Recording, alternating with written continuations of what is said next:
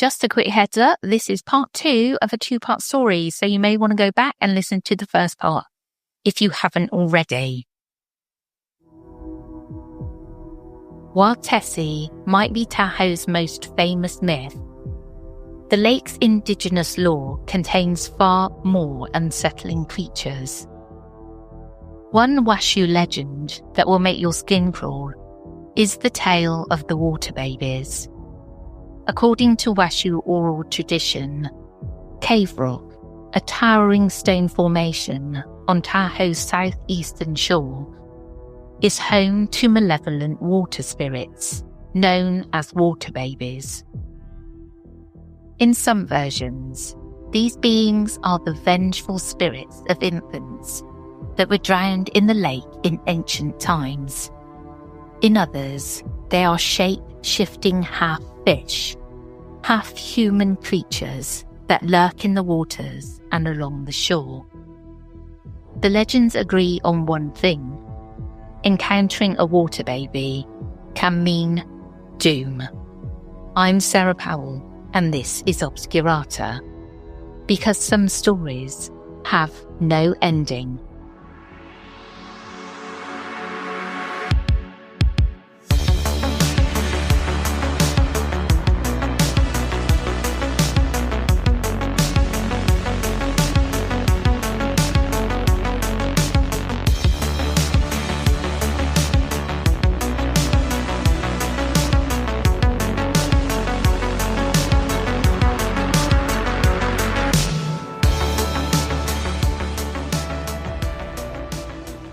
Travellers in old times were warned never to go near Cave Rock after dark, as the water babies might cry like infants to elicit sympathy.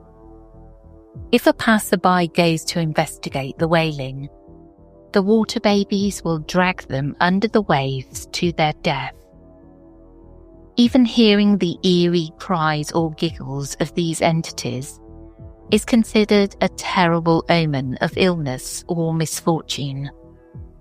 The Washoe people historically avoided certain parts of the lake, believed to be cursed by the water babies. And even today, some residents claim that the area around Cave Rock has an inexplicable heavy atmosphere. Interestingly, other legends say that if one approaches the water babies with respect and offerings, they might ensure safe passage or even bless the traveller. Washoe healers were said to be the only ones who could safely interact with these spirits. It's a classic case of folklore straddling the line between protection and peril. Whether the water babies are taken literally or as symbolic guardians, their legend adds a mysterious spiritual dimension to Tahoe. Of all Tahoe legends, perhaps the most macabre is the persistent rumour that hundreds of bodies lie perfectly preserved in the lake's depths. Over the years, locals have spoken about an underwater graveyard, resting 1,000 feet down in the cold, oxygen-poor waters. It's the kind of story that sounds too bizarre to be true, yet it refuses to die. There are a few variations of this legend, each as chilling as the next. One claims that in the 1800s, groups of Chinese railroad workers were massacred and dumped into the lake, their bodies weighed down, where they remain mummified by the 34 Fahrenheit water. Another popular story says Tahoe was a favoured dumping spot for the 1930s mob hitmen, cleaning up messes from the casino days. According to this, gangsters would row out with their victims' corpses, tie them to cement-filled slot machine buckets, and send them to the lake bottom. Down in the murky depths, so the story goes, these unfortunate souls stay as they were. Gangsters' suits, bullet holes and all, never bloating or floating to the surface. It's an image straight out of a noir thriller, an underworld cemetery below Tahoe's pristine surface, with mobsters in pinstripe suits eternally sleeping with the fishes. This exact imagery was described tongue-in-cheek by a San Francisco writer in 2004, noting the bodies might still be down there, wearing sneers on their faces and bullet holes in their foreheads. Creepy, to say the least. For decades, such tales were largely seen as tall tales used to spook newcomers. But then, occasionally, evidence surfaces, sometimes literally, that fuels the speculation. For instance, in 2011, a diver's corpse was found in Lake Tahoe after 17 years missing, and it was shockingly well preserved. This was the body of Donald Christopher Windecker, a recreational scuba diver who had drowned in 1994, but remained in deep water until advanced mixed gas divers stumbled upon him at 260 feet down. Due to the extreme depth and cold, Windecker's remains were in such good condition that after retrieval, authorities could perform an autopsy as if he'd died recently. That case proved that Lake Tahoe's depths do indeed have natural mummifying properties. The water below about 600 feet stays around 35 degrees Fahrenheit year-round, and the pressure is immense, slowing decay and preventing the body's gases from expanding to cause flotation. In Windecker's case, his body simply stayed where it sank, intact in the dark for almost 2 decades. It doesn't take much imagination to extend this reality to the graveyard legends. If a body, or many bodies, were deliberately sunk in Tahoe's deepest abysses, they might still be down there decades or even centuries later, preserved eerily well. No wonder locals started taking the old stories a bit more seriously after Windecker. The legend of the underwater graveyard has grown to encompass other eerie anecdotes. Divers swapping stories at the Marina Bar will tell you about seeing human shapes wedged in underwater crevices, or of a local fisherman in the 1970s who supposedly hooked something heavy one day. Expecting a giant trout, he reeled up a severed human hand, minus a few fingers. A trophy from the depths that promptly fueled the imagination of everyone who heard about it. Of course, no record of such a grisly catch exists, but the story persists in slightly different forms. Sometimes it's an ear or a partial arm. And let's not forget the most famous anecdote of all, the Jacques Cousteau quote. Tahoe legend has it that famed undersea explorer Jacques Cousteau visited in the 1970s for a special dive. When he emerged, he looked shaken and cryptically said, "The world isn't ready for what I have seen down there." Cousteau never elaborated, and in fact there's no proof he even dove in Lake Tahoe. But that ominous quote has been enough to keep imagination soaring. Dependent on the storyteller, Cousteau either encountered Tahoe Tessie face to face, or stumbled upon a pile of preserved human bodies on the lake bed. Either way, the suggestion is that something truly horrifying lurks in Tahoe's depths. So is there any truth to the idea of bodies resting untouched at the bottom of the lake? Modern science and exploration provided a mixed answer. On one hand, multiple sonar scans and even mini-submarine explorations have mapped sections of the lake floor. They haven't revealed any obvious collections of skeletons or barrels or the likes, no smoking gun of a mob dumping ground.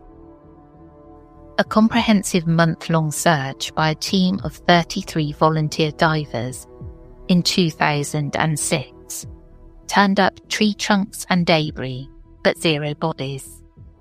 If a mass of human remains exists, it evaded these searches, suggesting that perhaps the legend is greatly exaggerated. On the other hand, Tahoe is vast and incredibly deep. An official mapping in recent years discovered underwater features like 300-foot sheer cliffs and hidden caverns. It's feasible that individual bodies could lodge in crevices or under sediment where casual searches wouldn't spot them. And given Windecker's case, we know a single body can go unseen for a very long time. Local authorities tend to publicly dismiss the graveyard tales as myth, but even some of them get a glint in their eye while doing so. A sergeant with El Dorado County Sheriff's Office once acknowledged the wild stories, then explained patiently that most drowning victims in Tahoe do eventually rise, as bacteria generate gas in the body and are recovered, especially in shallower areas.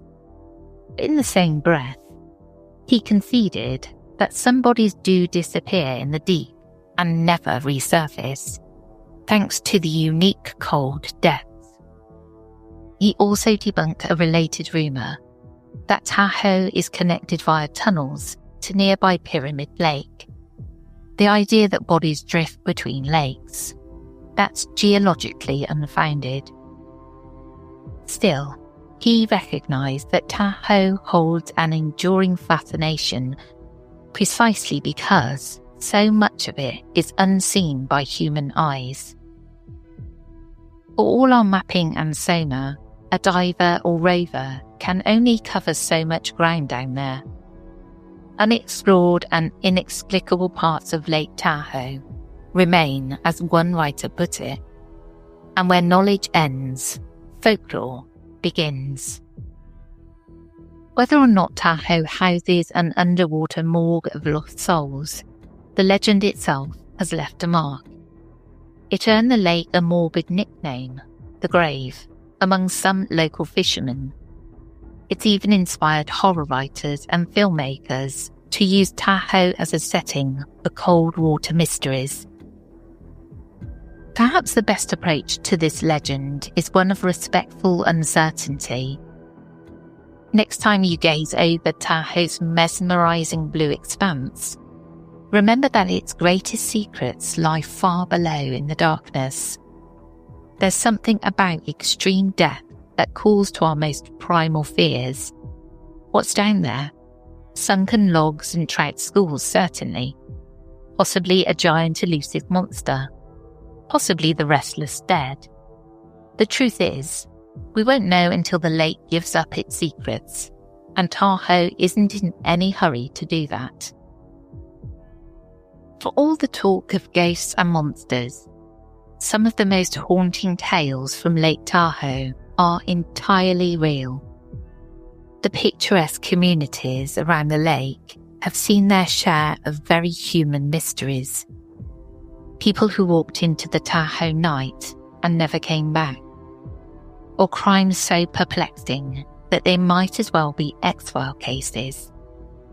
These unsolved tragedies add a layer of true life darkness to Tahoe's lore, proving that reality can be as chilling as any ghost story.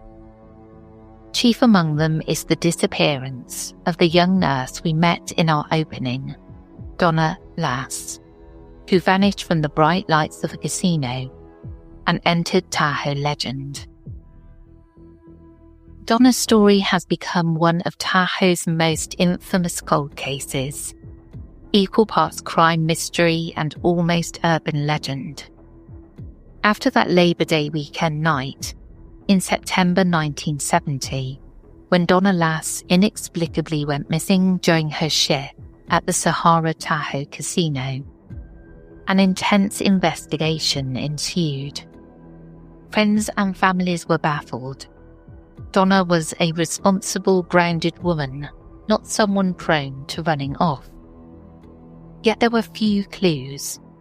It was discovered that in the hours after she was last seen, an unknown man made phone calls impersonating Donna's doctor, one to her employer and one to her landlord, claiming Donna had to leave town due to a family emergency.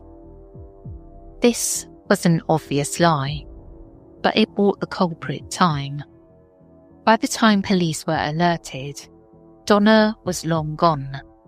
No body, no crime scene, no witnesses. Just her car and belongings left untouched, as if she intended to return home that night. For months the case stalled, a true cold case from the start. Then in March 1971, a disturbing twist arrived in the mail. The San Francisco Chronicle, famous for receiving letters from the Zodiac Killer, got a cryptic postcard made of magazine cutout ads, emblazoned with phrases, "Sought Victim 12" and "Peek Through the Pines," and the creepy crosshair symbol used by the Zodiac. The postcard's collage included an image of trees and the words Lake Tahoe. It appeared to be referencing Donna Lass's disappearance in some way. Investigators were stunned.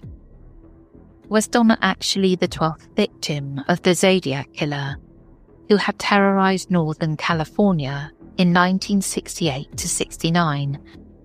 The Zodiac had never definitely been linked to Tahoe before.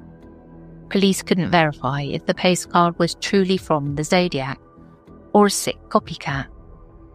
But they couldn't ignore the hint at Donna's case. A massive search of the woods around Tahoe ensued. The phrase "peek through the pines" was interpreted as a clue to look among the pine trees. Nothing turned up. To this day, Donna Lass is listed by some Zodiac researchers as a possible victim of the serial killer, though official consensus is uncertain. The postcard was the last major lead in Donna's case for decades. Donna's disappearance haunted the Tahoe community and her family for years. Only in 1986 did a grim discovery finally provide a partial answer. That year, 15 years after Donna vanished, a group of forest workers found human remains off a remote highway in Placer County, west of Tahoe. It was just a skull, with no ID. At the time, forensics couldn't link it to Donna. It was stored and labelled Jane Doe. Fast forward to 2023, using advanced DNA techniques, cold case investigators matched the skull to Donna Lass. After 52 years, Donna's family finally knew where part of her had been. But crucial questions remain unanswered. How did she die? Who was responsible? The DNA test couldn't tell if Donna was murdered, though foul play is strongly suspected. No other evidence was found with the remains. The identification brought bittersweet closure to her siblings, but the case remains an active homicide investigation to this day. Was she truly taken by the Zodiac Killer? Or did someone else, perhaps a local predator or acquaintance, use the Zodiac persona as a diversion? Donna Lass's story exemplifies the real nightmares that sometimes visit even the most beautiful places. Donna Lass may be Tahoe's most famous missing person case, but she is far from the only one. The South Lake Tahoe Police Department's cold case files list a string of unsolved disappearances and murders dating back to the 1970s. Each case is a life interrupted and a puzzle unsolved. In October 1970, just a month after Donna, a middle-aged man named Charles Hollingsworth vanished from South Lake Tahoe without a trace. In 1973, Richard Strail, a 19-year-old college freshman, went missing after a hike and was never located. The 1970s were turbulent times in Tahoe. The area's rapid growth and transient casino workforce meant people could slip away unnoticed. One chilling unsolved homicide from that era is the case of Kathleen "Kathy" Keohane. In September 1976, a 17-year-old Kathy, a recent transplant to Tahoe, was found murdered beneath a highway bridge over the Truckee River. She'd been struck violently on the back of the head and left face down in shallow water. Kathy had come to Lake Tahoe for a fresh start, but someone ended her life in a brutal, unexpected attack. Despite extensive investigation and early speculation about a possible link to other crimes, Kathy's killer was never identified. Fast forward to the 1990s, and Tahoe's strange mysteries continued. In August 1997, a 68-year-old resident named Francis Hatardis checked into a South Lake Tahoe motel and then disappeared overnight. At first, police thought perhaps Francis wandered off or had an episode of memory loss, since no signs of struggle were obvious. But when her worried husband inspected the motel room more closely, he made a horrifying find. The mattress was soaked with blood on the underside. It appeared someone had flipped it to hide the stain. Urgency spiked. This was likely foul play. Weeks later, Francis's missing car was located all the way in Colorado, being driven by a man with a criminal record from the Tahoe area. Inside the car were some of Francis's personal belongings. Police flew out to interrogate the suspect, expecting a breakthrough. But the man gave an alibi they couldn't crack, and frustratingly, no definitive evidence tied him to harming Francis. Ultimately, he walked free. Decades later, Francis Hatardis remains missing and her case unsolved. Given Tahoe's proximity to wild mountains and its deep waters, it's no surprise that some who go missing here are never found. Over the years, there have been tales of lone skiers or hikers who vanish, presumed fallen into crevices or hidden by the elements. The National Missing 411 phenomenon, mysterious disappearances in national parks, occasionally touches Tahoe in theory, with folks speculating if something beyond the ordinary might be at play in a few cases. There's also the criminal underbelly of Tahoe's past to consider. During the 1950s and 60s, as casino resorts flourished in state-line Nevada, organised crime had a foothold in the town. Mobsters from Vegas and California families frequented the casino. Sinatra's Neva Lodge lost its gambling licence in 1963, precisely because Sinatra was caught hosting Chicago mob boss Sam Giancana, a violation of gaming laws. Tahoe thus had its brushes with mafia violence. Did some mob hits end up as John Doe bodies in the lake or buried in remote woods? The rumours are certainly there, feeding into the aforementioned legends of submerged mob victims. The truth is largely locked away in FBI files and aging memories, but hints crop up in memoirs and old news articles. Tahoe was a playground for celebrities and criminals alike, and in a few famous instances, those worlds collided, as with Marilyn Monroe's fraught final visit. This mix of glamour and menace add noirish mystery to Tahoe's history that perfectly complements the ghost stories and creature legends. The difference is, these mob tales and cold cases are rooted in fact, even if we don't have all facts. If you ever visit Lake Tahoe, by all means enjoy its beaches, ski slopes and casinos. It's a magnificent destination, but keep your senses open. You might feel an inexplicable cold breeze on a warm night and recall the lady in white drifting by. Or you'll hear a strange splash far out on a glassy bay and think of Tessie on the prowl.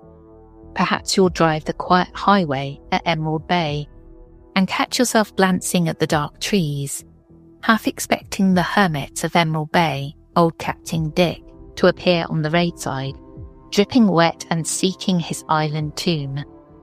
And if you pass through the small towns, you may notice missing person posters tacked on a diner bulletin board, or a historical marker recording tragedies from long ago. Tahoe is a place where history and myth intermingle as deep as its waters. In the end, the stories of Lake Tahoe, paranormal, folkloric and true crime, all serve to deepen the mystery of this remarkable lake. They remind us that even in our modern world, some mysteries remain unsolved and some questions unanswered. And that's it for today's episode, the concluding episode. I hope you enjoyed it. So much going on at Lake Tahoe. I'm sure you'd agree. If you'd like to support this podcast, you can do so by visiting patreon.com/The Whispering Woods, where for £2.50 a month, you can listen completely ad-free. And for £4.50 a month, you can listen to this podcast and our other podcast, The Whispering Woods, ad-free. We're also on Apple Premium, where for £4.99 you can listen to both podcasts absolutely free. You can also support this podcast by rating and reviewing if you can. That would be awesome. I want to say a quick thank you to Rog for fact-checking and editing. And as always, stay curious and sleep with the lights on, just in case.